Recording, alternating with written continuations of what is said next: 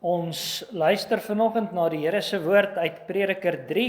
Prediker 3 gaan ons saam lees vers 1 tot 15 en ons gaan ons aandag dan in die besonder bepaal by vers 11 van Prediker 3. So ons gaan voort met ons reeks prediking uit die boek van die Prediker. Dan lees ons saam Prediker 3 van vers 1 af. Alles het sy bepaalde uur, en vir elke saak onder die hemel is daar 'n tyd. 'n Tyd om gebore te word en 'n tyd om te sterwe. 'n Tyd om te plant en 'n tyd om uit te roei wat geplant is. 'n Tyd om dood te maak en 'n tyd om gesond te maak. 'n Tyd om af te breek en 'n tyd om op te bou. 'n Tyd om te ween en 'n tyd om te lag. 'n Tyd om te weeklaag en 'n tyd om van vreugde rond te spring. 'n Tyd om klippe weg te gooi en 'n tyd om klippe bymekaar te maak. 'n Tyd om te omhels en 'n tyd om ver te wees van omhelsing. 'n Tyd om te soek en 'n tyd om verlore te laat gaan. 'n Tyd om te bewaar en 'n tyd om weg te gooi. 'n Tyd om te skeer en 'n tyd om aan mekaar te werk. 'n Tyd om te swyg en 'n tyd om te spreek. 'n Tyd om lief te hê en 'n tyd om te haat. 'n Tyd vir oorlog en 'n tyd vir vrede. Watter voordeel het hy wat werk, daardeur dat hy hom vermoei? Ek het die taak gesien wat God aan die mensekinders gegee het om hulle daarmee te kwel. Alles het hy mooi gemaak op sy tyd. Ook het hy die eeu in hulle hart gelê, sonder dat die mens die werk wat God doen van begin tot eind kan uitvind. So het ek dan ingesien dat daar niks beters is onder hulle nie as om bly te wees en om goed te doen in die lewe. En ook dat elke mens eet en drink en die goeie geniet by al sy moeitevolle arbeid. Dit is 'n gawe van God. Ek het ingesien dat alles wat God doen vir ewig sal bestaan. Daar kan niks bygevoeg en daar kan niks van weggeneem word nie. En God het dit so gemaak dat hulle moet vrees voor sy aangesig. Alles wat is, was al reeds, en wat sal wees, was al reeds, en God soek weer op wat verbygegaan het. Ons lees tot sover ons fokusvers, vers 11. Alles het hy mooi gemaak op sy tyd. Ook het hy die eeu in hulle hart gelê, sonder dat die mens die werk wat God doen van begin tot eind kan uitvind.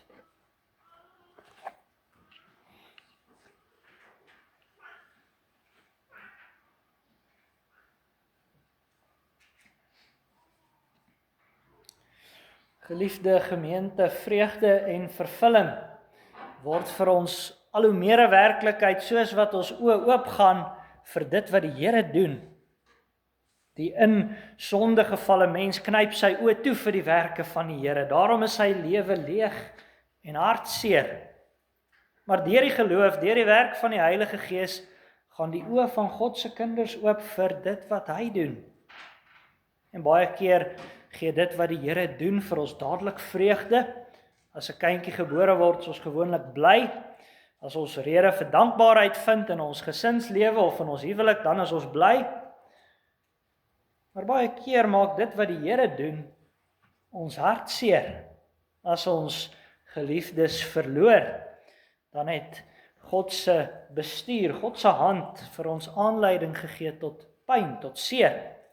As die dinge in ons lewe en in ons werk nie uitwerk soos wat ons dit verkies of soos wat ons gedink het dit sou nie, gehoop het dit sou nie, dan raak ons gefrustreerd. En dan voel dit dalk vir ons asof ons nie vreugde en vervulling kan vind uit dit wat die Here doen nie. Maar die prediker het gesien dat al die Here se handelinge, sy werke wat hy vir sy kinders doen, uiteindelik mooi is. Dit is nogal geweldig om te bedink. Dit sou dit nie maklik gewees het as ons geglo het dat God die lekker dinge oor ons lewenspad bring en dat dit die duiwel is wat die slegte dinge oor ons lewenspad bring nie. Dit sou baie dinge vir ons in 'n sekere sin seker eenvoudig gemaak het. Ons sou die Here kon dank vir die goeie en ons sou die duiwel kon verpes vir die slegte. Heel eenvoudig. So dink baie mense in elk geval oor die Here se betrokkenheid in ons lewe. Maar so leer die Here ons nie in sy woord nie. Ook die swaar en die hartseer kom uiteindelik uit sy hand. Die duiwel is aktief en die duiwel is aktief om ons te beskadig, maar selfs die duiwel kan nie buite die Here se toelating, buite die Here se hand om enige iets aan ons doen nie. Prediker het gesien dat ook die swaar en die hartseer uit die Here se hand kom en hy het dit gesien vanuit die feit dat die Here volkome regeer oor die tyd. Dis waaroor ons skrifgedeelte gaan.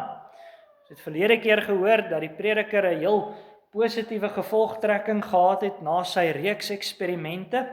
Hy het mos onder die son probeer betekenis soek. Hy het betekenis en vervulling probeer kry sonder die Here, in wysheid en dwaasheid, in plesier en in werk. Hy het alles probeer en uiteindelik was sy gevolgtrekking dat dit te vergeefs is om dit te probeer doen, dat dit te vergeefs is om betekenis sonder God te soek.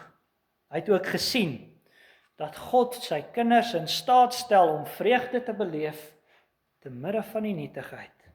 Veral wanneer ons besef dat God se hand alles stuur om alles genadiglik aan ons te skenk.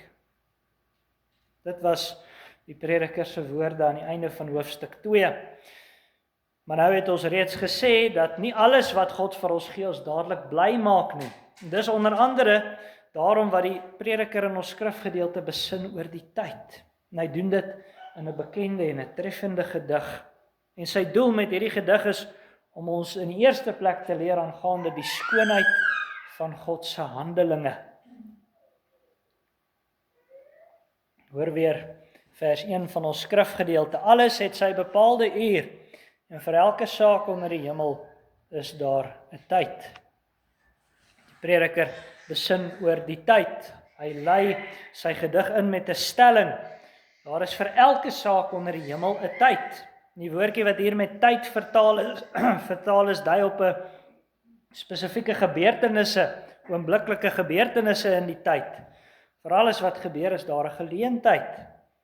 Nou behoort ons sommer van die staanspoor af raak te sien hoe die prediker dink oor tyd. Tyd is nie maar net iets wat sporadies afloop nie.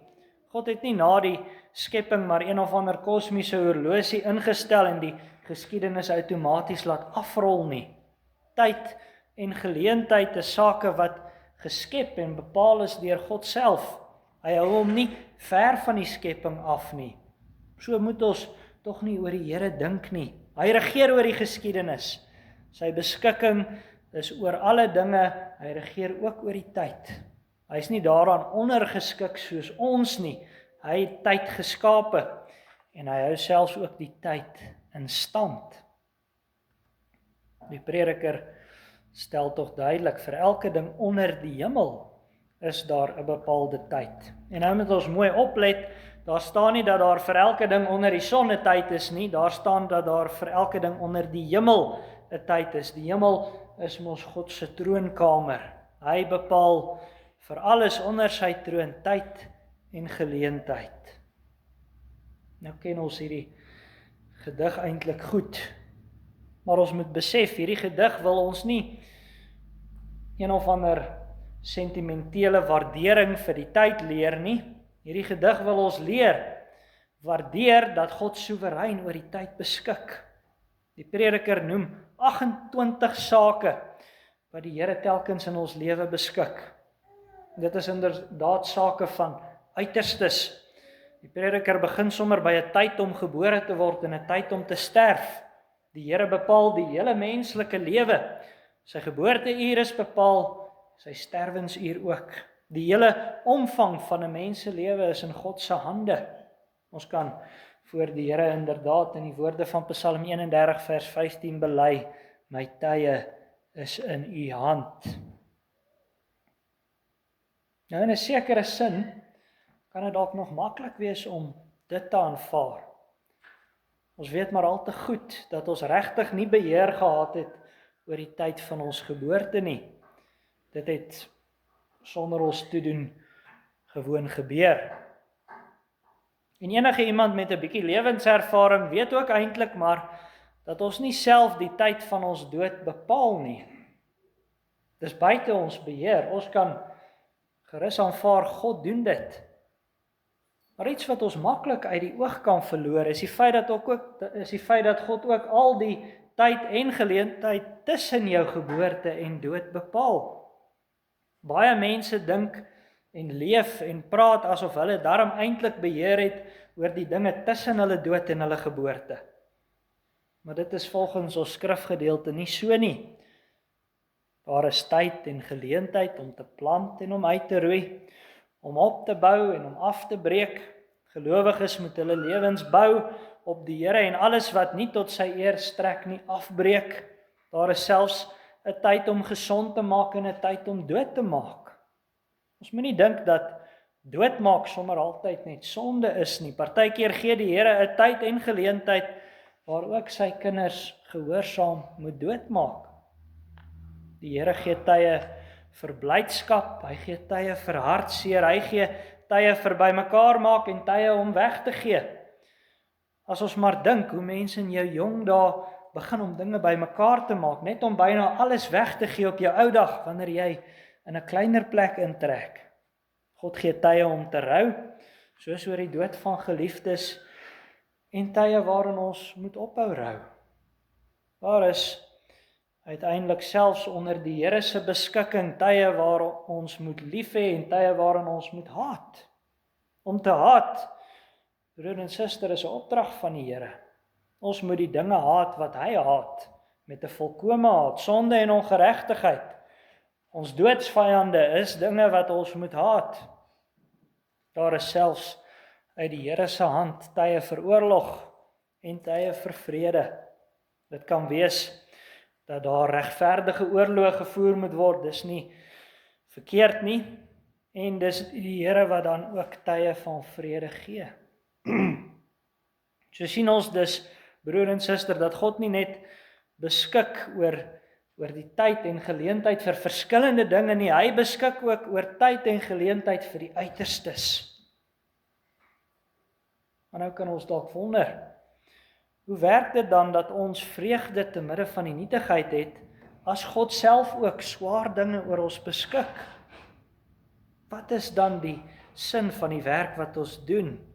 Ons kan inderdaad die vraag van vers 9 in ons skrifgedeelte vra, watter voordeel het hy wat werk, daardeur dat hy hom vermoei? Wat wen die mens uit sy werk as God in elk geval vreugdestye en hartseertye beskik? Wat wen die mens uit sy werk as dit in elk geval God se werk is wat tye en geleenthede bepaal? Het jy dalk al daaroor gewonder? Wat help my werk as alles in elk geval gebeur volgens die raad van God? Wat baat dit dat ons werk onder die hemel as tyd en geleentheid self groter as ons werk is? As ons werk eintlik aan tye en geleenthede uitgelewer is. Die prediker het die werk van die mens weer bekyk. Ons hoor in vers 10 van ons skrifgedeelte, hy sê, ek het die taak gesien wat God aan die mensekinders gegee het om hulle daarmee te kwel. Die prediker neem waar, maar soos ons gesê het, hy kyk nie nou na sake soos dit is onder die son nie. Hy kyk nie na sake sonder om vir God in berekening te bring nie. Hy kyk na sake soos dit is onder die hemel, onder God se troon, onder sy regering. En daarom sien hy uiteindelik, anders as in die vorige hoofstukke, dat alles nie te vergeefs is nie. Hy sien in die woorde van vers 11, alles het hy mooi gemaak op sy tyd. Die handelinge of die dade van die Here is so georden dat dit mooi is op sy tyd. Al die dinge waarvan ons in die eerste klompie verse van hoofstuk 3 gehoor het, ook die dood, ook haat, ook oorlog, is mooi op die Here se tyd. Dit leer ons iets kardinaal belangrik van die Here se beskikking. Op sy tyd maak hy dinge mooi. Op sy tyd is al sy werke in die geskiedenis iets wat pragtig lyk. Dis nie net iets wat aanvaarbaar is nie. Dis iets wat straal van sy almag, van sy genade en sy liefde. In die tyd lyk dit wat God doen nie altyd vir ons so mooi nie. As ons nou maar dink aan daardie tye van hartseer en daardie tye van rou waarvan ons gehoor het. Maar op die ou end sal dit duidelik wees dat ook daardie dinge mooi is binne die Here se raad. Dat ook daardie dinge mooi is binne sy bedoeling. Ook die werk wat ons in gehoorsaamheid aan hom doen. Iemand het gesê, dis asof die Here besig is om in die geskiedenis 'n pragtige mat aan mekaar te weef. Ons staan onder die mat en ons sien telkens van naby net die verskillende stukke materiaal en die knope wat aan mekaar vasgeknoop is. Maar van bo gesien maak dit die mooiste harmonie en die mooiste kuns. So is die Here se werk in die tyd in 'n groot mate. Ons sien nie die mooi van dit wat die Here doen dadelik nie, maar God wys ons uiteindelik op sy tyd hoe sy werke mooi is. Baie keer wys hy vir ons lank na ons hartseer of rou hoe dit uiteindelik mooi was binne sy bestuur. Baie keer as ons terugkyk op ons lewe, dan kan ons iets sien van die skoonheid van God se handelinge. Ons sien raak hoe die dood van 'n geliefde ons dalk 'n gesonder perspektief op die lewe gegee het. Ons sien raak hoe die Here dalk vir ons deure toegemaak het om vir ons beter geleenthede oop te maak. Ons sien selfs hoe die Here se tugtiging vir ons sonde ons geleer het om sonde te haat. Alles maak die Here mooi op sy tyd en hy wys die mooi van sy werke vir sy kinders. Ons hoor hierdie selfde saak effens anders gestel in Romeine 8 vers 28. En ons weet dat vir hulle wat God liefhet, alles ten goeie meewerk vir hulle wat na sy voorneme geroep is. Alles werk vir God se kinders ten goeie mee en alles is vir hulle ook mooi op die Here se tyd. So sien ons dus vanuit ons skrifgedeelte dat daar 'n heerlike skoonheid is aan God se werke. Maar dan leer ons ook van die raaisel van God se handelinge. Hoor weer vers 11, die laaste deel van vers 11 van ons skrifgedeelte waar die prediker van God sê, ook het hy die eeu in hulle hart gelê, sonder dat die mens die werk wat God doen van begin tot eind kan uitvind. Die prediker het geleer van die skoonheid van God se werke, maar aan die hand van die manier waarop die Here die mens gemaak het, het hy ook geleer dat daar 'n raaisel is rondom die Here se werke. Die prediker sê dat God die eeu in die mens se hart gelê het. Dit sou ook vertaal kon word om te sê dat God die ewigheid in die mens se hart gelê het. En dis nogal opvallend dat dit so geskryf staan in 'n gedeelte wat juis gaan oor die mens se onderworpenheid aan die tyd, nie waar nie. God het die mens aan die tyd onderwerp. Ons is tyds geskape. Ons is nie soos God wat buite tyd staan nie. En tog het God die ewigheid in ons harte gegee. Wat beteken dit? Wel broer en suster, die mens het in sy hart 'n hinkering na die ewigheid. Al is hy aan die tyd uitgelewer, het hy tog nog iets van 'n ewigheidsbesef in hom. Uiteraard is die mens oorspronklik geskape om ewig te leef, en nou dat tyd vanweë die sonde vervloekend op ons inwerk, het ons wel nog iets van die ewigheid in ons harte. Mens sien dit in die gode wat die mensdom deur die eeue vir homself uitgedink het. Mens sien dit in die mens se pogings om sy lewe te verleng. Mens sien dit ook in die mens se pogings om sy werk of om sy naam te verewig, dit ewige betekenis te probeer gee. Maar selfs al het die mens daardie hinkering na die ewigheid, beteken dit nog nie dat hy God se werke uit die ewigheid kan uitpleis nie. Die mens kan volgens vers 11 nie God se werke van begin tot einde uitvind nie. Ons kan dit nie met ons verstand deurgrond nie. Dit lê nie vir ons bloot nie. Dit is vir ons in 'n groot mate 'n raaisel. Selfs al kan ons deur die geloof sê dat alles mooi is op die Here se tyd, kan ons nie sy werke deurgrond nie. Soos ons net nou gesê het, ons sien maar 'n stukkie van die weefsel, maar nog nie die mat nie. Ons ken maar ten dele en ons moet daarby berus. Dit is opvallend om te sien hoe die prediker ons daaroor lei in vers 12 en 13 van ons skrifgedeelte. So het ek dan ingesien dat daar niks beters onder hulle is nie as om bly te wees en om goed te doen in die lewe, en ook dat elke mens eet en drink en die goeie geniet by al sy moeitevolle arbeid. Dit is 'n gawe van God. Die prediker kom eintlik opnuut by sy gevolgtrekking uit die vorige hoofstuk uit. In die lig van die raaiselagtigheid van die Here se werke moet ons daarop toespits om die goeie te geniet. Ons moet ons steeds daarop toespits om die vrug van ons arbeid behoorlik en dankbaar te geniet. En dit, broer en suster, kan ons werklik net deur die geloof doen. Daarom sê ons skrifgedeelte ook dat dit 'n gawe van God is. Dit is net die Here wat ons in staat kan stel om werklik te eet en te drink en die goeie te geniet te midde van die lewe se raaiselagtigheid. As mens nie die gawe het nie, dan leef jy asof die tydgebeure jou oorkom. En dan lewe jy met die frustrasie van 'n soeke na die ewigheid wat vasval teen die raaisels van die lewe. Maar as jy die gawe van God ontvang deur die geloof, dan is die soeke na die ewigheid nie een groot frustrasie nie. God self is dan jou versadiging. As mens in hom glo, dan het hy om ons deur jou laat vind. Dan kan jy ook vertrou dat alles mooi is op sy tyd. Dan kan jy ook besef dat sy werke vir jou te groot is. Jy kan berus in die raaisels van die lewe, omdat jy weet dat God in sy volkome mag en wysheid soewerein in beheer is van alles. Jy kan berus in die woorde van Deuteronomium 29 vers 29. Die verborgde dinge is vir die Here onse God, maar die geopenbaarde dinge is vir ons en ons kinders tot in ewigheid, om te doen al die woorde van hierdie wet. As ons kan rus in die feit dat die verborgde dinge vir die Here is, dan kan ons werklik die goeie in die lewe met blydskap geniet.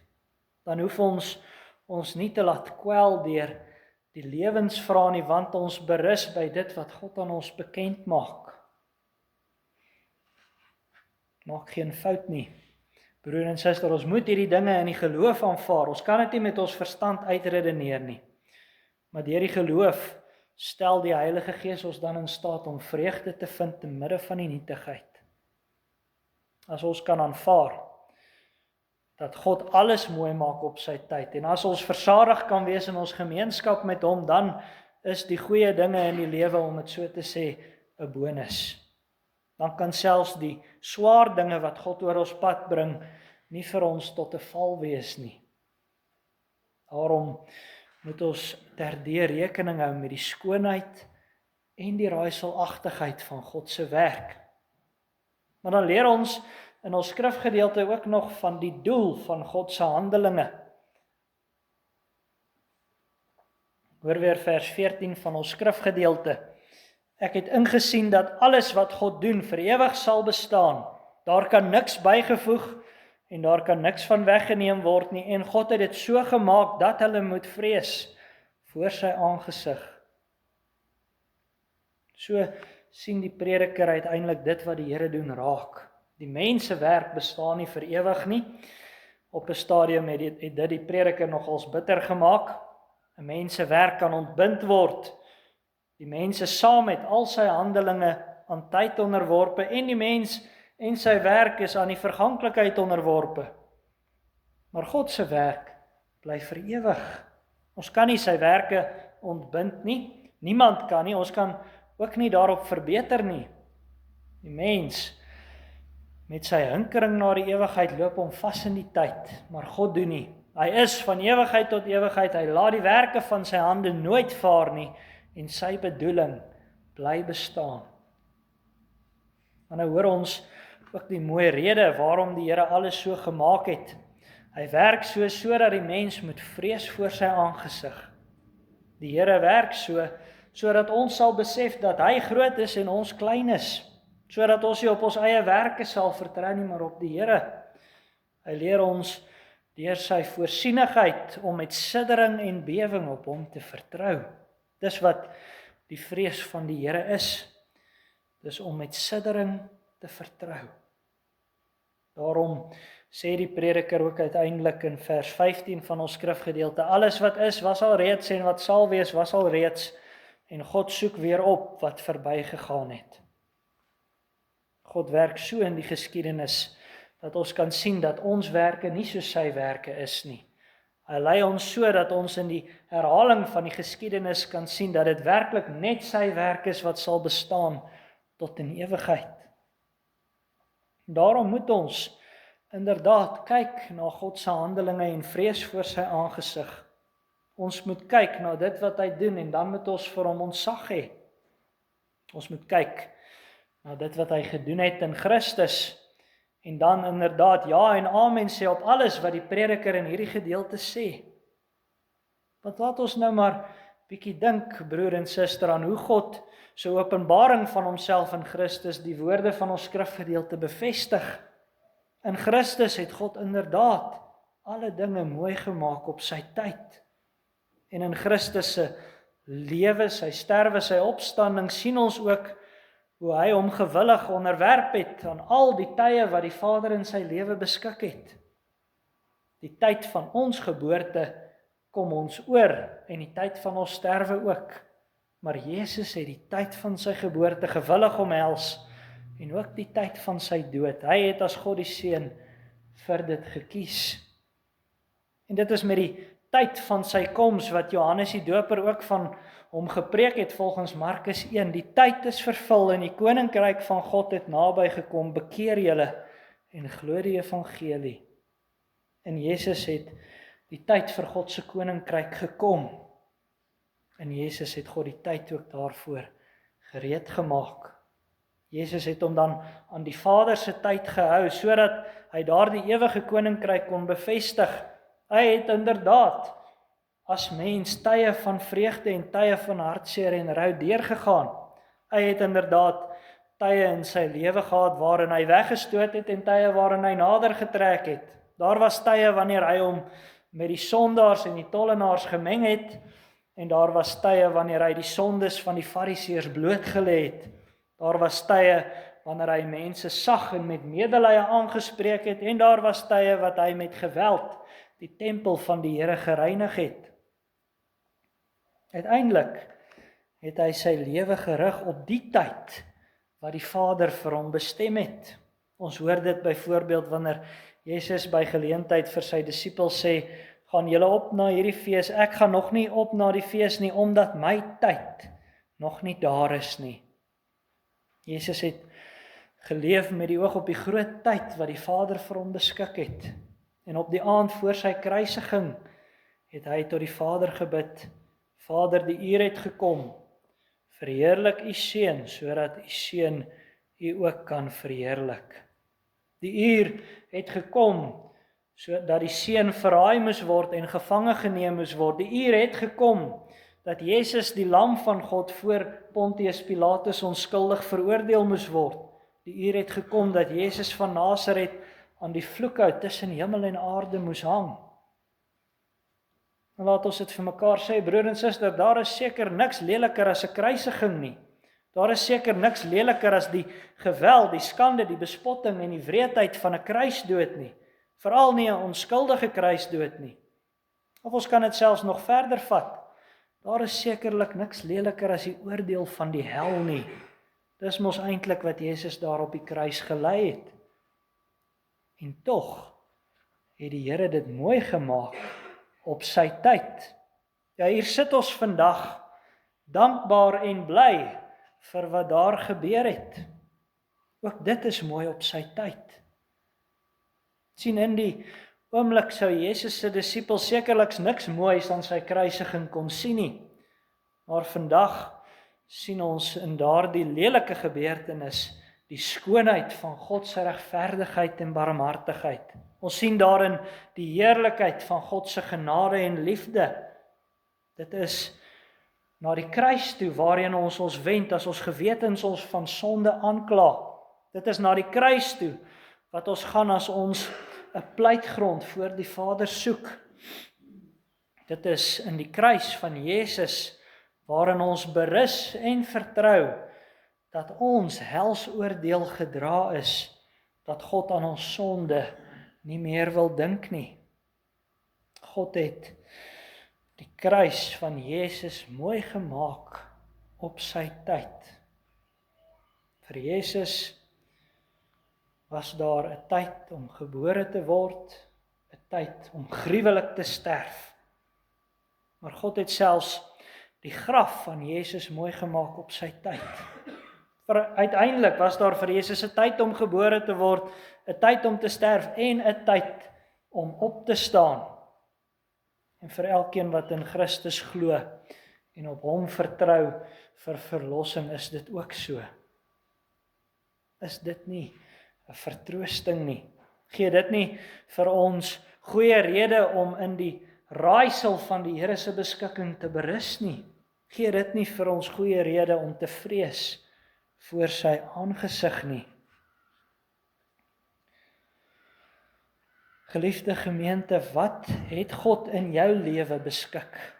Watter tye in jou lewe is vir jou 'n raaisel? Christus is die bewys dat God regtig alles mooi maak op sy tyd. En dit is na hierdie bewys wat die Heilige Gees ons gedagtes en ons vertroue lei. Rus daarom in die beskikking van die Here en rus nederig daarin, sodat jy ook die woorde van Psalm 131 kan sê: O Here, my hart is nie hoog en my oë is nie trots nie, ook wandel ek nie in dinge wat vir my te groot en te wonderbaar is nie. Amen.